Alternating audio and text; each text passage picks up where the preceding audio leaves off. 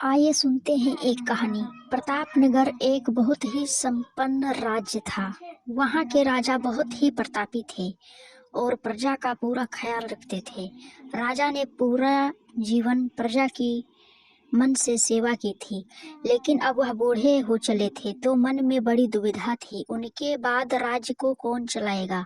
राजा साहब के 3 बेटे थे। अब तीनों ने एक ही गुरु और एक ही विद्यालय से शिक्षा ली थी, लेकिन राजा ने निर्णय नहीं कर पा रहे थे कि कौन राज्य के लिए सबसे अच्छा उत्तराधिकारी है।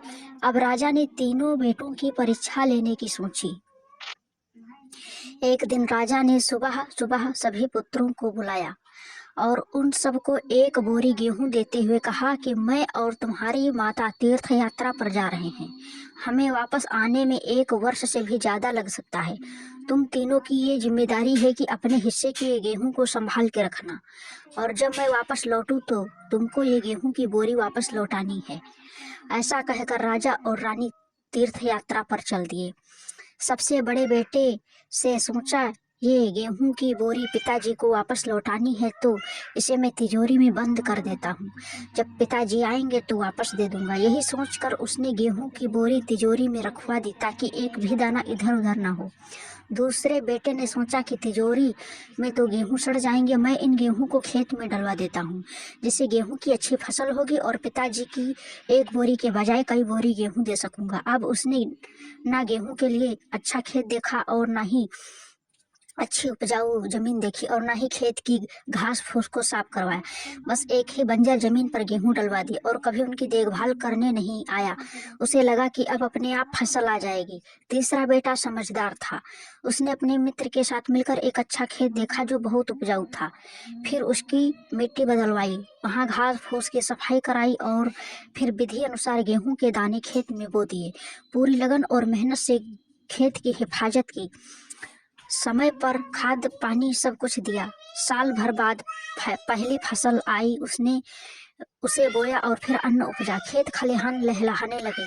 राजा यही कोई 3 वर्ष बाद वापस आया। तीनों पुत्रों को देखकर बड़ी प्रसन्नता हुई। साथ ही मन में इच्छा थी कि ये जानने की बेटों ने गेहूं के साथ क्या किया। पहला पुत्र ने तिजोरी खोल के दिखाई। अंदर में बहुत बुरी बदबू आ रही थी। सब कुछ सड़कर राख हो चुका था। पिता ने कहा, ये अन्न है जिससे हम सबका जीवन चलता है और तुम इसकी देखभाल नहीं कर पाए, तुम क्या राज्य संभालोगे। और दूसरा बेटा पिता को उस जगह पर ले गया जहां उसने गेहूं को डलवाया था। वहां जाकर देखा तो जंगल था, बड़ी बड़ी घास फूस खड़ी थी, गेहूं का तो नामो निशान नहीं था। राजा बहुत नाराज हुआ और उसे भी राज्य का उत्तराधिकारी बनाने से मना कर दिया। अब तीसरा पुत्र पिता को अपने खेत पर ले गया। वाह, दूर से एक अलग खुशबू आ रही थी। गेहूं की फसल लहलहा रही थी, चारों तरफ हरियाली और जीवन था और उसे खेत से 50 बोरी से भी ज्यादा गेहूं उत्पन्न हो चुका था और आज भी खेत में फिर से फसल खड़ी थी। राजा का मन देखकर बहुत प्रसन्नता हुई और राजा ने तीसरे बेटे को अपने राज्य का उत्तराधिकारी बनाने का निर्णय लिया। दोस्तों, उस राजा की तरह भगवान ने भी हमें कुछ गेहूं संभाल के रखने को दिए हैं। वो गेहूं है हमारा जीवन, जिसे हम बेकार के कामों में नष्ट कर देते हैं। ईश्वर ने जीवन दिया है कि इस दुनिया को विकास करना, आपने ज्ञान को बढ़ाना और उसे बांटना, लेकिन हम अज्ञानी लोग इस जीवन को सड़ा देते हैं। अंत समय जब ईश्वर पूछता है कि जीवन में क्या किया, तो जवाब आता है शून्य, कुछ नहीं। अपने मन को, जमीन को साफ करिए और उसमें जो घास फूस है वो हटाइए। मन में जो ईर्ष्या, गुस्सा और व्यसनों को हटाइए और अच्छाई के बीज बोइए। फिर ईश्वर आपसे बेहद खुश होंगे। धन्यवाद।